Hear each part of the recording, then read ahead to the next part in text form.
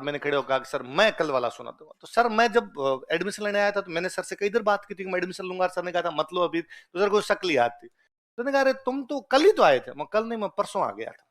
हाँ हाँ अभी 1-2 दिन हुए हैं। तो तुम्हें कल वाला याद है? मैं कल वाला नहीं, मुझे पिछले 2 दिन का पूरा याद है। तू 2 दिन का सुना सकता है, मैं अगर लाइन इधर से उधर नहीं होने दूं। मैं अपने भाई लगे बालाजी का नाम लगे तो पूरे के पूरे 2 पन्ने सुनाए। 2 पन्ने, और 2 पन्ने के 2 दिन का जो भी 4 पन्ने 5 पन्ने जो थे वो सुनाए। तो क्लास में बच्चों ने तालियां बजाई, अरे जोरदार जोरदार। एक वो इंग्लिश मीडियम की लड़की थी, वो खड़ी हुई, उसने भाई साहब इंग्लिश में भयंकर गालियां निकाली। अपने थोड़ा ठीक ये रहता है कि अपने को इंग्लिश आती नहीं, इसलिए अपने को गालियां महसूस नहीं हुई कि क्या निकाली, पर उसके शक्ल से लग रहा था गालियां तो निकाल रही है अपने को। दुनिया में 2 प्रकार की चीजें होती है, जिनको रटा जा सकता है उनको रटा जा सकता है, जिनको समझा जा सकता है उनको समझ।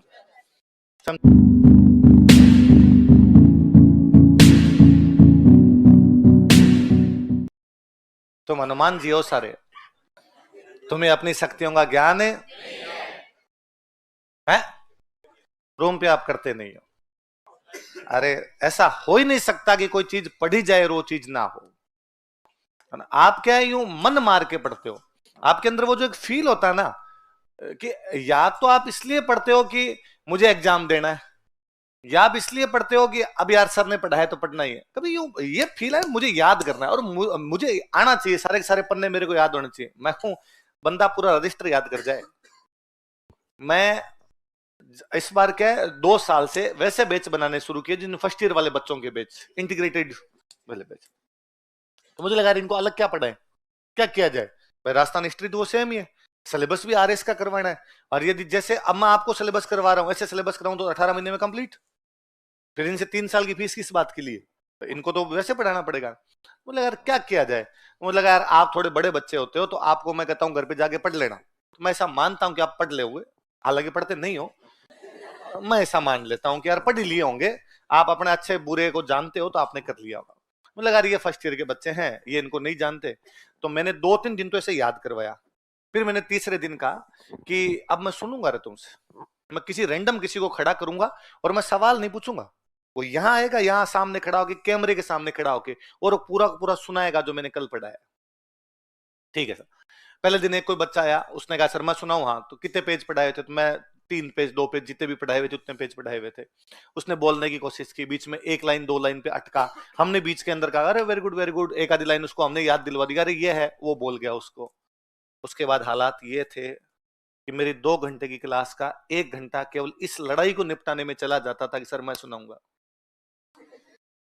फाइनली तो मुझे याद है भरतपुर का बच्चा था दिगंबर सिंह, उसने एक दिन मेरे को पूरा रजिस्टर सुनाया, 100 पेज पहले से लेकर लास्ट। और का के की चेंज थोड़ी हो जाए।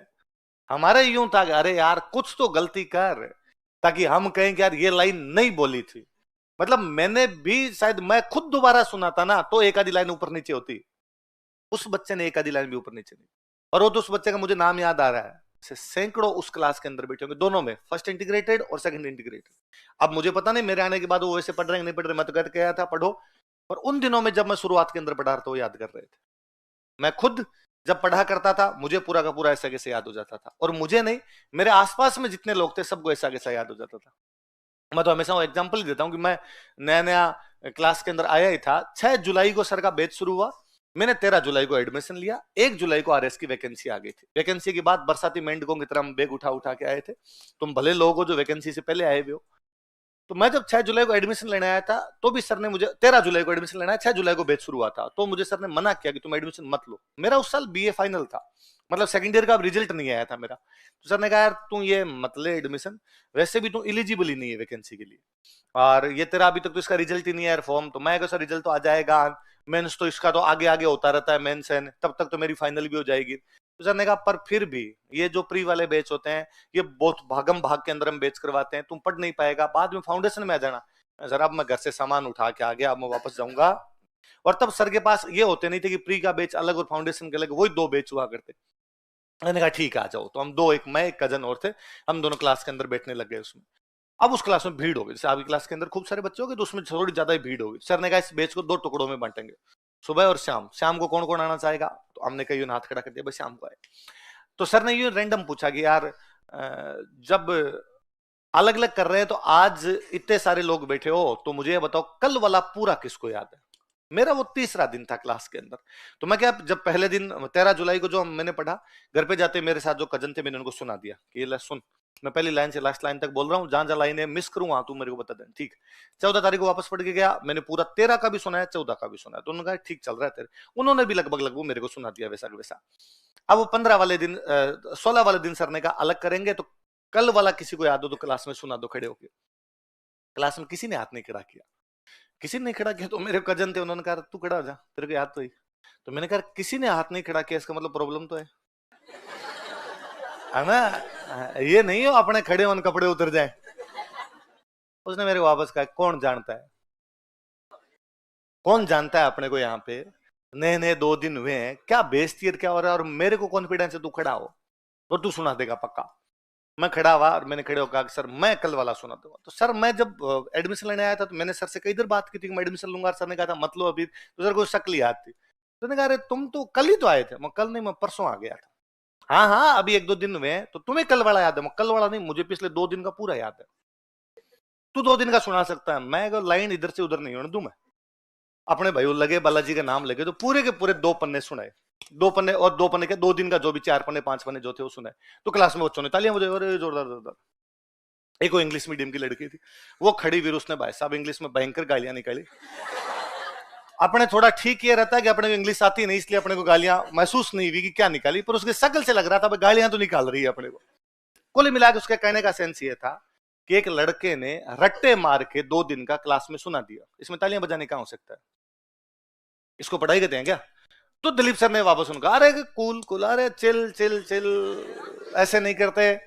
और दुनिया में 2 प्रकार की चीजें होती है, जिनको रटा जा सकता है उनको रटा जा सकता है, जिनको समझा जा सकता है उनको समझा जा सकता है। और रटना बुरा नहीं है, याद करना, याद करने में क्या बुरा है? याद है तो आंसर हो जाएगा, याद नहीं है तो आंसर। उसने कहा ऐसे तो मैं भी याद कर सकता हूं। सर ने कहा वेलकम, कल आप याद कर गए ना, क्या दिक्कत है?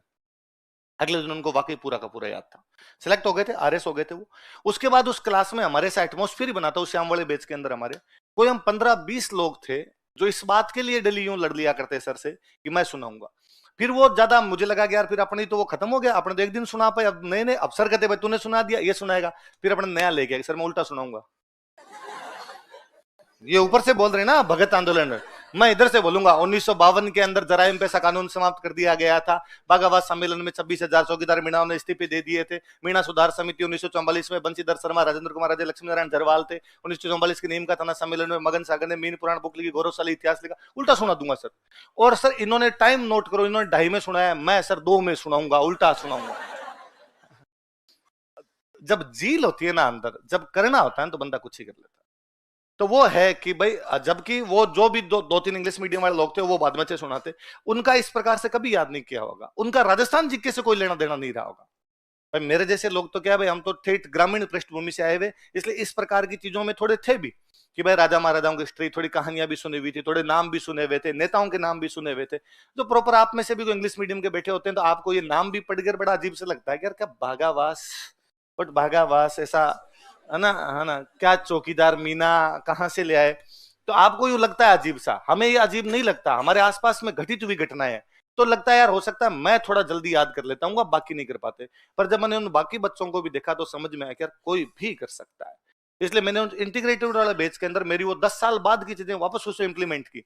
यार जब मैं कर सकता था इनकी एज के अंदर तो ये कर सकते हैं, और रिजल्ट एकदम वैसे वैसे थे जैसा मैं चाहता था। आप भी कर सकते हैं, पूरे के पूरे रजिस्टर याद कर सकते हैं। इवन मैं कहता हूं यदि आप इस प्रकार से याद करने की कोशिश करें, 2-4 दिन मन में धारोगे, जब तक याद नहीं हो मैं और कुछ करूं नहीं, मैं खाना नहीं खाऊं, तो मैं याद नहीं हो, पन्ने के पन्ने स्कैन हो जाए दिमाग के अंदर में। पर केवल इसमें नहीं, ये का ये साइंस में, ये का ये ज्योग्राफी में, ये का ये पॉलिटी में, सारे के सारे हो जाते हैं।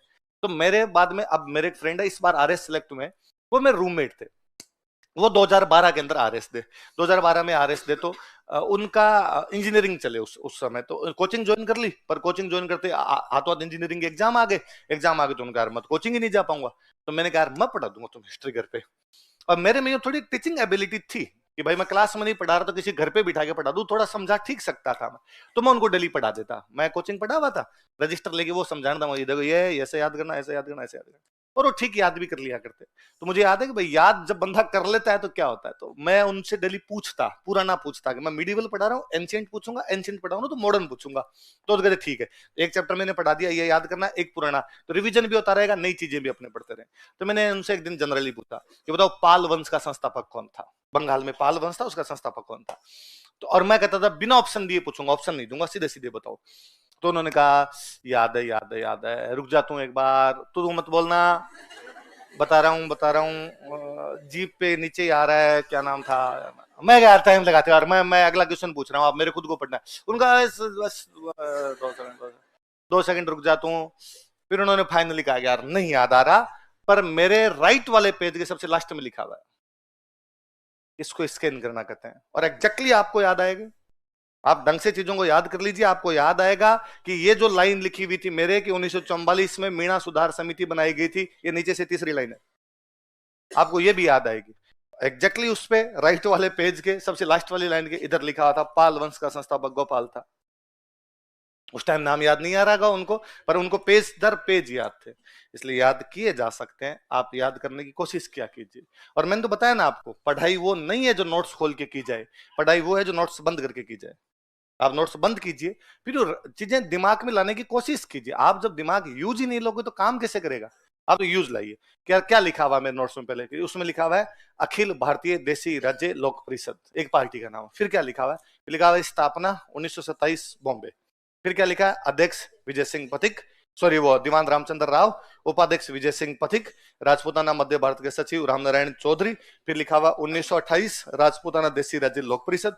फिर लिखा हुआ 1931 अजमेर रामनारायण चौधरी अध्यक्ष। फिर लिखा 1938 के हरिपुरा अधिवेशन में कांग्रेस ने सपोर्ट किया, अध्यक्ष सुभाष चंद्र बोस। फिर 31 जयपुर बूंदी, 34 मारवाड़ आड़ोती, 36 बीकानेर जोधपुर, 38 में 39 कोटा किशनगढ़ सिरोही। फिर है कुशलगढ़, बांसवाड़ा, डूंगरपुर, जैसलमेर, प्रतापगढ़, झालावाड़। मैं नहीं कहता आपको ऐसे याद आएगा जैसे मुझे याद आ रहा है, क्योंकि मैंने ये बात 100 बार बोली, आपने नहीं बोली, ऑब्वियस सी बात है। पर जब आप ऐसे बोलोगे ना इन चीजों को, तो आप कैसे याद आएगा कि 1927 अखिल भारतीय देसी राज्य लोक परिषद। अब आपको ये तो याद आएगा कि नीचे लिखा हुआ है स्थापना 1927 लिखा हुआ है, पर ये कहां है ये दिमाग में नहीं आएगा। यार बॉम्बे थी, अब राजस्थान जी के पढ़ रहे हैं तो बॉम्बे का तो क्या लेना देना है। तो सर ने कहा था अजमेर, अजमेर थी, ऐसा कुछ ना कुछ आपका दिमाग क्यों स्ट्राइक करेगा वहां पर। नहीं याद है, छोड़िए उसको। आगे अध्यक्ष दीवान रामचंद्र राव, उपाध्यक्ष विजय सिंह पथिक। अब आप उसको बाद में ये पूरा पढ़ लो, उसके बाद रजिस्टर खोल के देखो तो लगा बॉम्बे था, बॉम्बे में बॉम्बे सोच रहा था, बॉम्बे। अब यकीन मानिए अगली बार जब कभी ये वापस खोलेंगे, आप पढ़ोगे सबसे पहले अखिल भारतीय देसी राज्य लोक परिषद, आपका दिमाग कहेगा बॉम्बे। 27 बाद में याद आएगा, बॉम्बे पहले याद आएगा, क्योंकि दिमाग जानता है कि तुम बॉम्बे भूलते हो। दिमाग उन चीजों को अलग, कंप्यूटर है पूरा, एक एक चीज स्टोर करता है, कैसी कहां स्टोर करनी है वो आप पे डिपेंड करता है ना। जैसे आपका आपका मोबाइल है ना, कि मोबाइल आपको पहचानता है। मैं कहता हूं आप मोबाइल में आज घर पे जाके यूं देख लो कि यार शूज खरीदने हैं, और कौन से एडिडास या पूमा, कौन से जो शूज है उनपे सेल आ रखी है ना।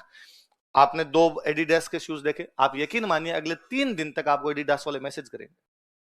कोई बड़ी बात नहीं, एडिडास आपको फोन कर दे कि आप वो शूज खरीदना चाह रहे थे, या वो नॉर्मली होंगे एडिडास पे ये 50% सेल चल रही थी, आप आइए। और आपका मोबाइल भी आपको वही वही चीजें दिखाएगा, है ना।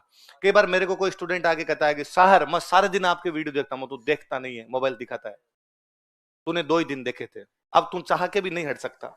अब तेरे मन में आता होगा और कुछ देखें, पर तेरे मोबाइल में आता ही मैं हूं, क्योंकि मोबाइल ने तेरे को पहचाना कि इसको ये पसंद है तो ये दिखाया जाए। अब तेरा दूसरा भी वीडियो आएगा ना, तो वो किसी और को एजुकेशन का आएगा, इसके अलावा तेरे पास तीसरा कोई वीडियो नहीं आएगा। हाँ, तू 3 दिन तक मेरे वाले वीडियो नहीं देख के सर्च कर करके वापस नरेंद्र मोदी, लालू प्रसाद यादव, ममता बनर्जी, तू ये देख, अगले चौथे दिन मैं नहीं आऊंगा, पॉलिटिकल आएंगे। भाई मेरे मोबाइल में तो मैं नहीं आता, क्योंकि मैं मेरा तो नहीं देखता। खुद की आवाज सुनने से बुरा कुछ भी नहीं होता, इसलिए मुझे मेरा वीडियो कभी खुद की आवाज, आप खुद की आवाज रिकॉर्ड की भी वापस सुनना, अलग बंद कर, इसको चला ही मत मेरे सामने। कफ्त होगी आपको कि यार ये कैसी आवाज निकालता हूं मैं ऐसे, तो बड़ा अजीब सा लगता है। तो मेरे मोबाइल में तो मेरे नहीं थे, मेरे मोबाइल में आ गया क्रिकेट, कि मैंने क्रिकेट के वीडियो देखे तो क्रिकेट के वीडियो आएंगे, मेरे मोबाइल में आएंगे कोई पॉलिटिक्स की बातें तो पॉलिटिक्स वाले वीडियो, क्योंकि मैंने वो देखे थे। वैसा का वैसा जैसे कंप्यूटर या मोबाइल आपका ध्यान रखता है, आपका दिमाग ध्यान रखता है कि किन चीजों को तुम भूलते हो, किन चीजों को जल्दी याद करते हो। जिनको भूलते हो उनको अलग स्टोर करता हो, पर आप कोशिश कीजिए। पर इसके लिए उससे भी ज्यादा जरूरी है आप जो अनावश्यक गतिविधियां हैं उनसे दूर हटें। दिमाग जब तक फोकस नहीं होगा ना तब तक इस प्रकार की चीजें नहीं होगी। आप ये चाहते हैं कि आप 4 घंटे क्लास के अंदर पढ़े, उसमें भी केवल लिखने पे ध्यान दें, सुनने पे ध्यान ना दें। फिर आप चाहते हैं कि 11 बजे यहां से क्लास छूटती है, 1 बजे यहां से क्लास छूटती है, आप 4 बजे घर जाए, बीच में 3 घंटे तक थड़ी पे बैठ के दोस्तों से इधर उधर की हताई भी करें, फिर बाद में 4 बजे आप खाना खाएं, सो जाएं, फिर 7 बजे बैठ के पढ़ने लगे आप, उसमें भी बीच में 10 बार आप मोबाइल देखें, मैं कहता हूं कुछ भी याद नहीं होगा। आप कोशिश कीजिए 1 बजे आपकी क्लास खत्म हुई, आप जल्दी से जल्दी जितने न्यूनतम समय में घर पहुंच सकते हैं घर जाइए, कि आप 1:30 बजे घर पहुंचे, आप 2 बजे घर पहुंचे, जितने पहुंचते हैं। आप खाना खाया, आपने 2:30 बजे खाना खाया, 2 बजे खाना खाया, आप हाथों हाथ उस नोट्स को लेके बैठिए। मैं कहता हूं यदि आप 2 बजे घर पहुंचे और हाथों हाथ आपने वो चीजें रिवीजन करनी वापस शुरू की, रिवाइज करनी वापस शुरू की, जो मैंने 2 घंटे पढ़ाया था उसके रिवीजन में टाइम लगेगा 1 घंटा। आप इसी चीज को दिन में सो जाइए, फिर शाम को याद कीजिए, उसी में टाइम लगेगा 1.5 घंटा। आप शाम को भी याद मत कीजिए, आप रात को याद कीजिए, उसी में लगेंगे 2 घंटे। आप पूरा छोड़ दीजिए, अगले दिन याद करने को कीजिए, टाइम लगेगा 2.5 घंटे। आप 3 दिन छोड़ दीजिए, माइका लाल वापस याद नहीं कर पाए। और आप एक दिन कोचिंग मत आइए, और वो जो 2 घंटे मैंने लिखवाया था वो तो आप जिंदगी भर याद नहीं कर पाओगे, और याद हो भी गया तो आप में कभी कॉन्फिडेंस नहीं आ पाएगा कि मुझे आता है। मैं हमेशा कहता हूं कि मैंने 13 जुलाई को एडमिशन लिया, 6 जुलाई से 13 जुलाई के बीच 7 दिन का सर ने पढ़ा दिया, 7 दिन का सर ने पढ़ा दिया। अब उसका क्या करें, अब तो इतने बैच भी नहीं होते, तो हमने कहा खुद ही पढ़ लेते। मैंने वो 6 जुलाई से 13 जुलाई के बीच वाला पढ़ लिया, खुद पढ़ लिया, याद कर लिया, मेरे दोस्त को सुना दिया, क्लास में खड़े होकर सुना दिया। आज दिन तक मेरे उस 7 दिन वाला जो हिस्ट्री में पढ़ा हुआ है उसमें मेरे कॉन्फिडेंस नहीं है कि यार मेरे को आता है कि नहीं आता है। मैं बीच में इंडियन हिस्ट्री पढ़ाया करता था क्लास में, जब वो 7 दिन वाली क्लास आती मुझे डेली डर लगता कि स्टूडेंट को ऐसा सवाल ना पूछ ले जो मेरे से ना आए। मैं जानता था कि इनको ऐसा कोई सवाल नहीं आता जो मुझे नहीं आता। मैं मेरे दिल को पूरी सांत्वना देता था कि नहीं, तू इनसे ज्यादा जानता है, ऐसे कोई सवाल नहीं होगा जिसका जवाब तेरे को आएगा। पर मेरा कॉन्फिडेंस कभी नहीं आ पाया, जबकि वो 13 जुलाई से आगे वाली चीजें मुझे लगता था तू कुछ ही पूछ, मैं पैगंबर हूं, ये सब कुछ मुझे आता है, इसके बारे में मेरे से ज्यादा कोई नहीं जानता है। कारण कि वो मैं क्लास में बैठा हुआ था, सुनाई हुई थी, चीजें पढ़ी हुई थी। ऐसा आप कतई नहीं कह सकते कि आपने पढ़ा और याद नहीं हुआ। 10-15 दिन 20 दिन झोंकिए इसके अंदर, मारिए अपने अंदर, माथा मारिए इसके अंदर। आप 15-20 दिन लगातार ये हैबिट डाल लेंगे, उसके बाद में आपको सारी चीजें याद होगी, आपको मजे आएंगे। और सबसे अच्छी बात है, इंजॉय आना चाहिए इसमें। यदि पढ़ते समय आपको अच्छा नहीं लगता है, आपके पढ़ाई का उद्देश्य क्यों लिखता है कि एग्जाम होगा, एग्जाम पास कर लेंगे, क्यों लगना चाहिए कि यार कल मैं पढ़ के आया था और मैं जानता हूं कि आपराधिक जनजातीय अधिनियम जैसी कोई चीज होती है, मेरे आसपास में और कोई नहीं जानते।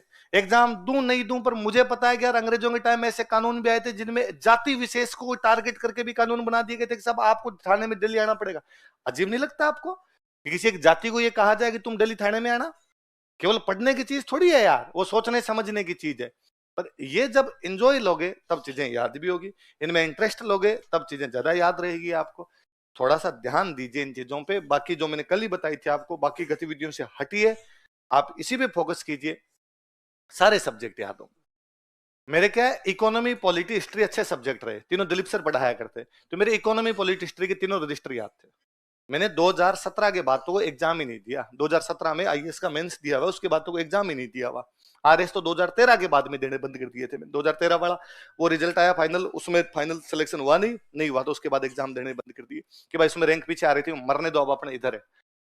उसके बावजूद इकोनॉमी पॉलिटी का हिस्ट्री चलो मैं पढ़ाता हूं, इकोनॉमी पॉलिटी मैंने 2017 के बाद हाथ नहीं लगा के देखी होगी। मैं आज भी किसी को कहता हूं यार जो कोचिंग वाला रजिस्टर है, मुझे कोई 4-5 घंटे दे दे, मैं याद कर दूं पूरा, कि मैं वैसे वैसे सुना दूं कि ये इसके अंदर क्या क्या लिखा हुआ है, क्योंकि वो मेरा इतनी बार पढ़ा हुआ है, इतनी बार इंटरेस्ट लेके पढ़ा कि मुझे वो पन्ने दर पन्ने याद है जो मेरा रजिस्टर लिखा हुआ। अब ठीक है, अब वाले में कुछ नई बातें जुड़ गई तो वो पढ़ने में जरूर जोर आएगी, करंट की बातें जुड़ जाती इकोनॉमी पॉलिटी में, पुरानी बातें सारी की सारी याद। मेरे याद है एक बार कोई आईएएस वाले अटेम्प्ट में और ज्योग्राफी याद करनी, और मेरे ज्योग्राफी क्वेश्चन हर बार गलत हो जाते। मैम आते, लक्षिता मैम से मैंने पूछा मैम ये ज्योग्राफी याद नहीं होती क्या करें, और मेरे समझ में तो आती नहीं मैम। आप जब कहते हो प्रशांत महासागर धारा उठ गई इधर उठ गई, मेरे न तो महासागर समझ में आता ना धारा समझ में आती कि किधर से किधर उठ जाती है। तो उन्होंने कहा आप तो याद कर लो, आप याद कर लेते हो, मैं याद तो कर रहा हूँ, हिस्ट्री का स्टूडेंट हूँ, याद करने में क्या है, तो फिर हो जाएंगे। मैं ज्योग्राफी के 3 रजिस्टर याद कर गया कि अपने याद कर लो इनके। अब जिधर से जो धारा उठती है बात का बात में देखेंगे। मेरे एक रूममेट, उनकी ज्योग्राफी शानदार, बड़ी शानदार, मेरे को जब भी समझ में नहीं आती मैं उनसे पूछता कि यार ये क्या है, ला नीनो अल नीनो किधर से उठती है, किधर आती है, थोड़ा बताओ यार। और वो मुझे समझाते, भयंकर अच्छी ज्योग्राफी, मैप रीडिंग इतनी शानदार, मैप के में समझाते मुझे, देखिए यहाँ से ये है, ये यहाँ पे ये होगा तो इसका असर ये पड़ेगा, ये गर्म है, ये ठंडी है, ऊपर उठेगी नीचे आएगी, पूरा का पूरा समझाते। उसी साल मुझे याद एक इंडियन ओशियन डाइपोल का क्वेश्चन था, भारतीय द्विध्रुव, हिंद द्विध्रुव का क्वेश्चन आया था। वो क्वेश्चन मेरा सही, उनका गलत। जब घर पे चेक करने लगे तो मेरा उन्होंने, वो था यूं सत्य कथन बताइए, सत्य कथन बताइए। तो उन्होंने जैसे देखा, उन्होंने कहा मैंने कितना समझाया था तेरे को, फिर भी गलत करके आ गया, ये क्यों लगा क्या? मैंने कहा कि देखो, यदि ये गलत है ना, इसका मतलब मैम ने जो नोट्स लिखे हैं वो गलत है, क्योंकि नोट्स में लाइन लिखी हुई है। मुझे नहीं पता था कि ऐसा होता है कि नहीं होता, पर नोट्स की लाइन है, तो या तो नोट्स गलत है, और यदि नोट्स गलत नहीं है तो आपका गलत है, अपना सही है। उन्होंने थोड़ा इधर उधर देखा, उन्होंने कहा यार तू ठीक याद कर लेता है यार। मैं ये भी इसलिए मैं बता रहा हूं कि ये भी नहीं कि कोई स्टूडेंट आगे इसमें मेरा इंटरेस्ट है तो ये सब्जेक्ट याद होता है, इसमें इंटरेस्ट नहीं, याद सारे याद होते हैं। हम करना चाहें तो आप थोड़ा दिमाग लगाइए, थोड़ा इन पे ध्यान दीजिए, थोड़ा इसमें इंटरेस्ट डेवलप कीजिए, थोड़ा यूं पढ़ते समय आप क्या मरे मरे से रहते हैं एक तो। और कईयों को तो आपको देख के मुझे यूं लगता है कि आपके घर वालों ने आपको 1,04,000 रुपए दिए और जाकर जा सिमरन, हमारा तेरा आपस में कोई लेना देना, जो तू जाने तेरा काम जाने, और तुम यहाँ पे जबरदस्ती आगे बैठ गए। अब तुम्हें लगता है यार ये बकवास करेगा मास्टर, इसकी बकवास भी सुननी, घर पे जाके याद भी करना। ऐसे नहीं होंगे, जिंदा रहना पड़े क्लास के अंदर, क्लास में सजीव रहेंगे, क्लास में इंटरेस्ट लेंगे, किसी भी सब्जेक्ट को पढ़ेंगे याद होंगे। और उससे भी अच्छा कि क्लास में जो पढ़ाया जाए उसमें फील किया करो कि मैंने एक नया चीज सीखी, ये केवल मुझे आती है, जो लोग तैयारी नहीं करते उनको नहीं आती।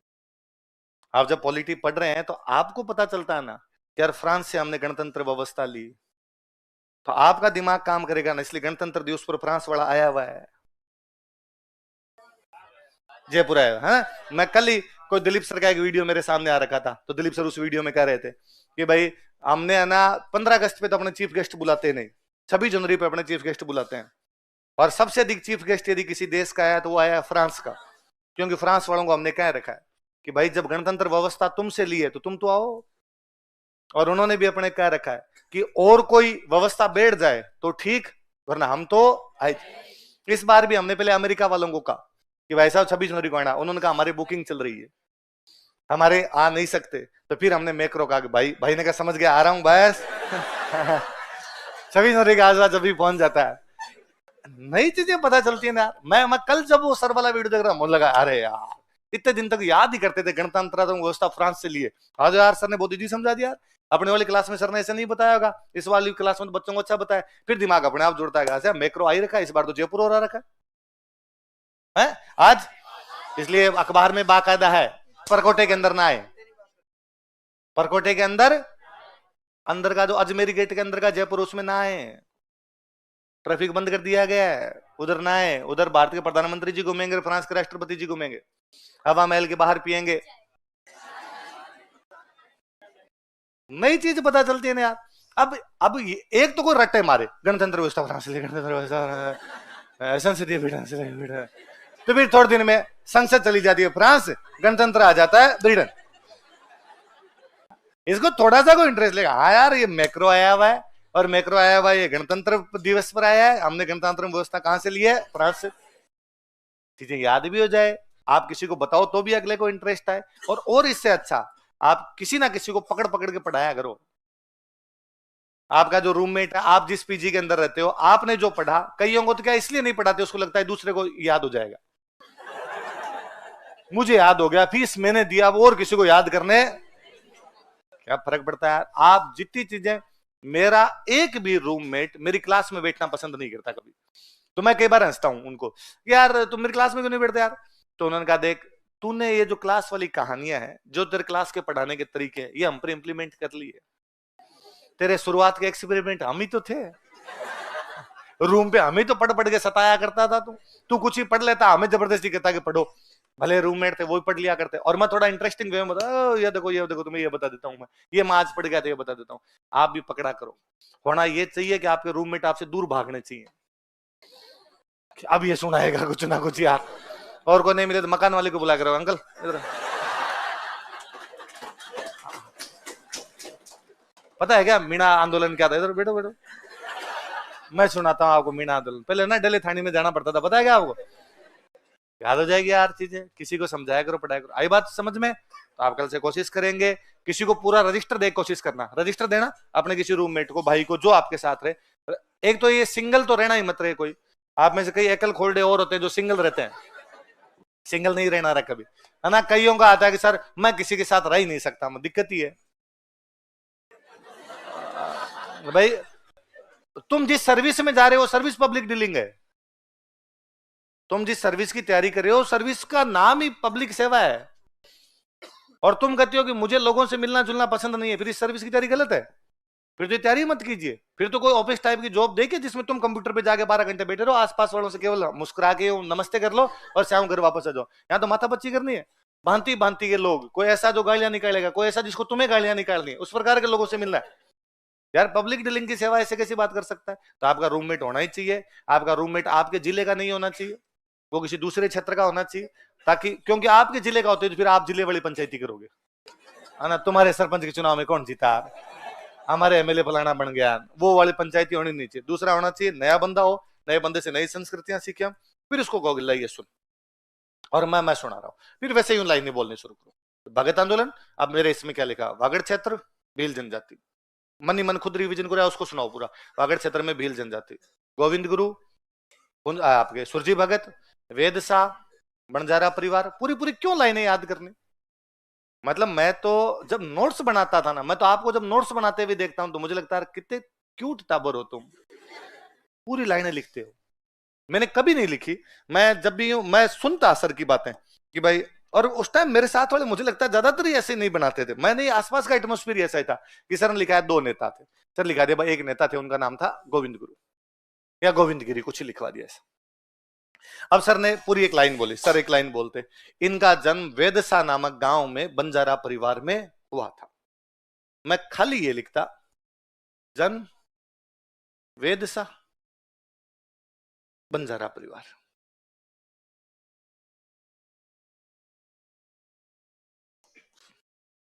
गुरु राजगिरी,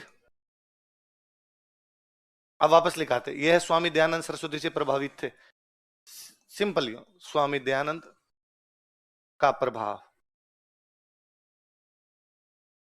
इन्होंने संप सभा की स्थापना की, संप सभा 1883, प्रथम अधिवेशन 1903, मांगे 33, 1910, मानगढ़ हत्याकांड 17 नवंबर, हुआ था, किया था, गया था, ये लिखने के थोड़ी होते हैं, इतना तो समझ आता है ना खुद की। ऐसा थोड़ी है कि तुम इतना लिख के जाओगे जन्म वेद साहब बंजारा, और घर पे जाकर वेद साहब पापा है या सा लगाए, सा पापा ही हो सकते हैं, राजस्थान में सा लगाते भी है पापा के नाम के आगे, पापा सा रहा होगा तो वेद सा रहे होंगे, अच्छा, और पापा बंजारे रहे होंगे, हाँ। इतना तो नहीं होगा ना, इतना तो क्लास में सुन के तो याद आएगा ना, वेद सा गांव का नाम, खत्म ना खेत। आपका पूरा ध्यान केवल, मुझे कई बार यूं हंसी आती है जब मैं बोलता हूं इनका जन्म वेदसा नामक गांव में बंजारा परिवार में हुआ था, तो मैं क्या एक बार पूरी लाइन बोल देता हूं, फिर मैं उसको इंग्लिश में बोलने लग जाता हूं कि born in this this this, वापस हिंदी वाले में आता हूं।